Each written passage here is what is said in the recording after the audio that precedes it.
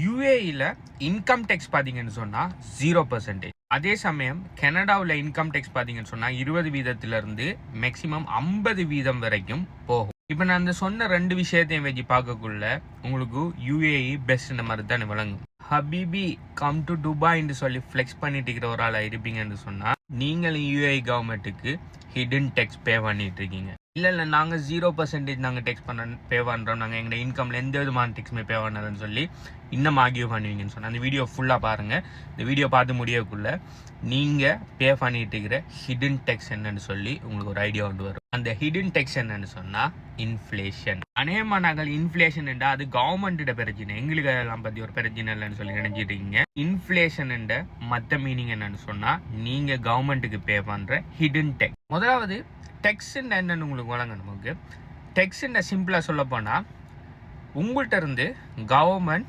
எடுக்கிற மணி to run government, அதாவது government சில தேவைகளை பூச்சிறதுக்காக உங்கள்கிட்ட இருந்து அவங்க மணியை வாங்கி எடுப்பாங்க. அது என்னென்ன தேவைகள்னு சொன்னால் கவர்மெண்ட்ஸு நார்மலாக ரன் ஆகிறதுக்கு, கவர்மெண்ட் சர்வன்ட்ஸுக்கு சேலரி கொடுக்கறதுக்கு, ரெண்டாவது ஹாஸ்பிட்டல்ஸுகள் ரன் பண்ணுறது, அடுத்தாவது இந்த இன்ஃப்ராஸ்ட்ரக்சர்கள் ரோடு பிரிட்ஜு இது மாதிரியான விஷயங்களை ரன் பண்ணுறது, போடுறது, ரிப்பேர் பண்ணுறது, ஹாஸ்பிட்டல்ஸுகள் கட்டுறது, ஸ்கூல்ஸுகள் கவர்மெண்ட் ஃப்ரீ ஸ்கூலை நடத்துன்னு சொல்லி சில சேவைகள் வரும். இதெல்லாம் பார்த்தீங்கன்னு சொன்னால் நல்ல சேவைகள். ஓகே, இதை மட்டும்தான் இவங்க செய்கிறாங்கன்னு சொன்னால் நீங்கள் உங்களோட பணத்திலிருந்து ஒரு 20-30% டேக்ஸ் பே பண்ணுறதுல உங்களுக்கு எந்த பிரச்சனையும் இல்லை, ரைட்? ஆனால் கவர்மெண்ட் இதை மாதிரியான நல்ல விஷயங்கள் மட்டும்தான் பண்ணுவாங்களான்னு கேட்டால் இல்லை. அவங்க இப்படியான விஷயங்களோட சேர்த்து இந்த கள்ள பேங்குகளை பெயில் அவுட் பண்ணுற விஷயம் பண்ணுவாங்க. அடுத்தது அரசியல்வாதிகள் உள்ளுக்கு இருந்து கரப்ஷன் நிறைய செய்வாங்க. மூணாவது வெளிநாட்டில் நடக்கிற யுத்தங்களுக்கு இவங்க பார்ட்டிசிபேட் பண்ணுவாங்க, இவங்க பணம் அனுப்புவாங்க.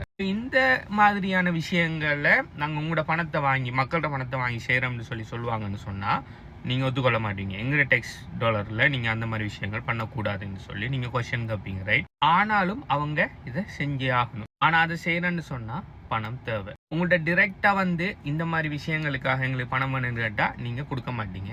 அதனால் உங்களோட டேக்ஸ் மணியை நாங்கள் இதை மாதிரியான நல்ல விஷயங்களுக்கு மட்டும்தான் பாவிக்கணும்னு சொல்லிட்டு உங்கள்கிட்ட டிரெக்டாக டேக்ஸ் வாங்கிட்டு, இப்போ கனடாவில் சொல்கிற மாதிரி 20-50% டேக்ஸை வாங்கிட்டு அவனுன்ற இந்த மாதிரியான ஷேடி ஒர்க்குகளுக்கு அவனுகள் கண்டுபிடிச்ச அடுத்த டேக்ஸ் மெத்தட் தான் இந்த இன்ஃப்ளேஷனுங்கிறது ஒரு ஹிடன் டேக்ஸ். இது எப்படி இன்ஃப்ளேஷனை கிரியேட் பண்ணுறான்னு சொன்னால் அவனுகள் எந்த விதமான பேக்கப்பும் இல்லாமல் மணியை பிரிண்ட் பண்ணுறதால பணத்திட அளவு கூட்டிகிட்டு போகும், அதாவது சப்ளை கூட்டிகிட்டு போகும் டிமாண்டை விட. ஸோ பொருட்களில் விட அந்த பொருட்களில் வாங்குறதுக்குரிய பணத்திட புழக்கம் கூட்டிகிட்டு போனீங்கன்னு சொன்னால் அந்த பொருட்களோட ப்ரைஸ் ஆட்டோமேட்டிக்காக கூடும், பணத்திட பையிங் பவர் குறையும். 1971 வரைக்கும் இவனால் பிரிண்ட் பண்ணுற பணத்துக்கு பேக்கிங் அப்பா கோல்டை வச்சு தான் பணத்தை பிரிண்ட் பண்ணினாங்க. எவ்வளோக்கு பணத்தை பிரிண்ட் பண்ணுறோமோ அதுக்கேற்ற கோல்டை அவனோட ட்ரெஷரியில் வச்சு தான் பணத்தை பிரிண்ட் பண்ணிட்டு இருந்தாங்க. 1971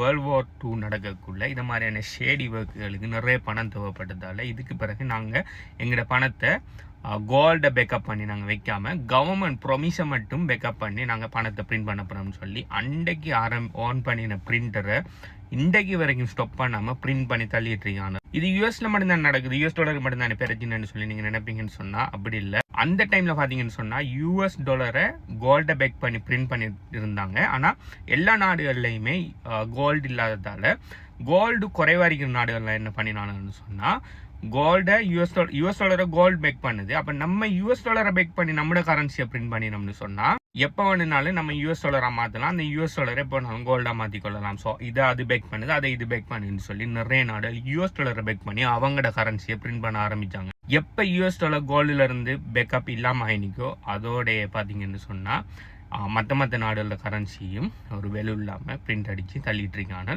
அதையும் தாண்டி அவனுங்களும் அதுக்கு பிறகு யூஎஸ் டாலரை பேக்கப் பண்ணாமலே பிரிண்ட் அடிக்க ஆரம்பிச்சு தான் வெனிசுவேலா போன்ற நாட்டிலலாம் ஹைப்பர் இன்ஃப்ளேஷன்லாம் உருவாகி நீங்கள் போய் ஒரு $10 மாற்றினாலே உங்களுக்கு இந்த கட்டில் பணம் தர அளவுக்கு போயிட்டு இருக்குது. அப்போ நீங்கள் யோசிக்கலாம், அப்படின்னா யூஏஇ கவர்மெண்ட் எங்கள்கிட்ட டிரெக்டாக டெக்ஸ்ன்ற பேரில் வாங்காமல் இந்த பணத்தை பிரிண்ட் அடித்து எங்களுக்கு ஹிடன் டெக்ஸ் போடுறாங்களா? அப்படி நடக்க மாட்டீங்க. எங்களோட யூஏஇ டூரிசத்துலேயும் ஒயில் லைன் தங்கியிருக்கு, எங்களோட நாட்டுக்கு பணம் எல்லாம் தேவையில்லைன்னு சொல்லி நீங்கள் நினைச்சிட்டு இருக்கிற ஆளாக இருப்பீங்கன்னு சொன்னால், இந்த கல்ஃபில் இருக்கிற எல்லா கண்ட்ரிஸுமே யூஎஸ் டாலரை தான் ஒரு ரிசர்வ் கரன்சியாக பாவிச்சிட்டு இருக்காங்க.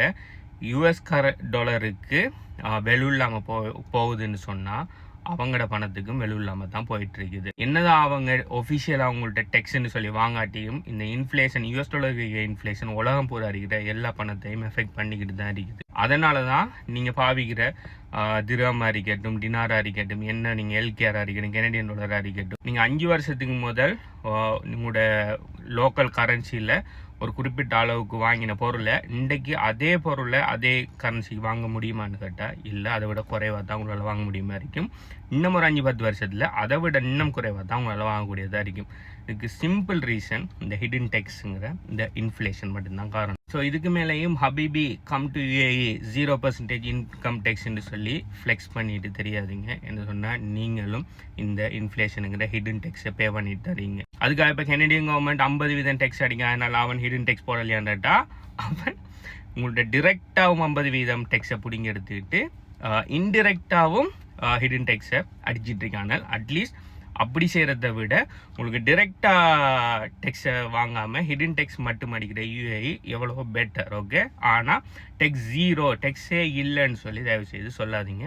எல்லா நாட்டிலையும் டெக்ஸ் இருக்கு, அது டிரெக்டாக இருக்கலாம், இன்டிரெக்டாக இருக்கலாம். அப்போ இதுக்கு சொல்யூஷனே இல்லையா? நம்ம காலம்புறா இந்த வளர்ற கள்ள கவர்மெண்ட்டுக்கும் பேங்குக்கும் நம்ம டெக்ஸ் பேவானி தான் அடிக்கணுமான்னு கேட்பீங்கன்னு சொன்னால் ஒரே ஒரு ஹோப் இருக்கு, ஒரே ஒரு சொல்யூஷன் இருக்கு, தட் இஸ் பிட்காயின். ஏன்னு சொன்னால் பிட்காயின் மட்டும்தான் எந்த விதமான கவர்மெண்ட்ற கண்ட்ரோலும் இல்லாமல், எந்த விதமான பேங்க்ட கண்ட்ரோலும் இல்லாமல், எந்த விதமான தனி நாடுகள கண்ட்ரோல் இல்லாமல் இன்றைக்கு வரைக்கும் டீசென்ட்ரலைஸ்டாக ரன் ஆகிட்டு இருக்கிற ஒரு நெட்வொர்க். இது டீசென்ட்ரலைஸ்டாக யாரோட கண்ட்ரோல்லையுமே இல்லாமல் இருக்கிறதால இந்த பிட்காயினை யாராலுமே மெனுப்புலேட் பண்ண முடியாது. இப்படி மெனுப்புலேட் பண்ண முடியாதுங்கிற காரணத்தால பிட்காயின் சப்ளை 21 மில்லியன் பிட்காயின் உலகத்துக்கு வாரத்துக்கு இருக்குது. அந்த 21 மில்லியனை தாண்டி எக்ஸ்ட்ராவா ஒரு பிட்காயின் கூட எந்த கொம்பன் நினைச்சாலையும் உருவாக்க முடியாது. ஸோ இந்த ஹிடன் டெக்ஸ் எப்படி உருவாக்குறான்னு சொன்னால் அதிகமான பணத்தை பிரிண்ட் அடிக்கிறது மூலம் இந்த ஹிடன் டெக்ஸை உருவாக்குறாங்க.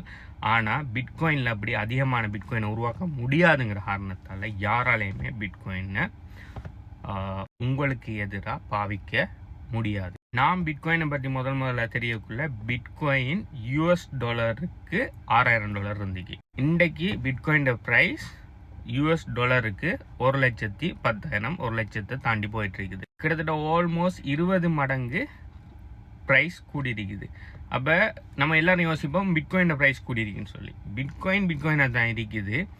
என்ன US டாலர் பையிங் பவர் இந்த ஜஸ்ட் ஒரு 4-5 வருஷத்தில் குறைஞ்சிருக்குது. ஓகே, பிட்காயின் ப்ரைஸ் ஏறுது, கோல்டோட ப்ரைஸ் ஏறுது, ரியல் எஸ்டேட் ப்ரைஸ் ஏறுது, நம்ம பாவிக்கிற பொருட்களோட விலையெல்லாம் கூடுதுன்னு சொல்லி சொல்கிறத முதலாவது நிப்பாட்டிட்டு நம்ம பாவிக்கிற பணத்தோட வெலு குறையுதுங்கிறத சொல்லி பழகுங்க. அப்படி சொன்னா தான் உங்களோட பணம் என்று சொல்லி நீங்கள் வச்சிருக்கிறது உண்மையான பணமே இல்லை, அது ஜஸ்ட் ஒரு ஃபேக் பேப்பருங்கிறது உங்களுக்கு வழங்கும். இப்போ பிட்காயின் ப்ரைஸ் $1,00,000 தாண்டி போகுது. ஸோ 3 கோடி ரூபாய் இலங்கை பணத்துக்கு வரும்.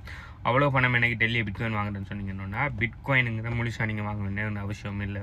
பிட்காயினுங்கிறது ஃபஞ்சிபிள் அசெட். இட் மீன்ஸ் நீங்கள் துண்டாக உடைக்கலாம். 100 மில்லியன் சத்தோசிஸ் சேர்ந்தது தான் ஒரு பிட்காயின். ஓகே, நீங்கள் சத்தோசிஸ்லேயே நீங்கள் சின்ன வாங்கிக்கொள்ளலாம். இட் மீன் நீங்கள் US டாலர் பெறுமதிக்கு $5-10 இருந்தே நீங்கள் பிட்காயின் வாங்கலாம். இன்னும் உங்களுக்கு கிடைக்கிற பிட்காயின் 0.000 சம்திங் கிடைக்கும். ஆனால் கவலைப்படாதீங்க, அந்த பார்த்தீங்கன்னு சொன்னால் இவனால் எப்போ இந்த பிரிண்டிங் மிஷினை ஓன் பண்ணி வச்சுட்டே இருக்கானாலோ, கடைசியில் ஓஃப் பண்ணாமல் ஓன்லேயே வச்சிருக்கானாலோ, நீங்கள் வாங்குகிற ஈவன் 0.00 சம்திங் பெறுமதியான பிட்காயின் கூட இன்னும் ஒரு 5-10 வருஷத்தில் பெரிய ஒரு வேலைக்கு வரும். ஸோ இந்த கல்லணுன்ற இந்த கல்ல டெக்ஸை பற்றி நீங்கள் என்ன நினைக்கிறீங்கிறத கீழே கமெண்ட் பண்ணுங்கள். உங்களுக்கு இந்த பிட்காயின் இந்த கிரிப்டோ சம்மந்தமான மேலதிக நாலேஜ் வேணும், இது வாங்குற விற்கிற அப்படின்னு சொன்ன மேலதிக தகவல்கள் வேணும்னு சொன்னால் நீங்கள் இந்த வீடியோ பார்த்துட்டு டைம் இந்த வீடியோ எத்தனை லைக் இடிங்கிறதுக்கு கீழே கமெண்ட் பண்ணுங்கள். சம்மந்தமான மேலதிக டீட்டெயில்ஸ் தரேன். பை.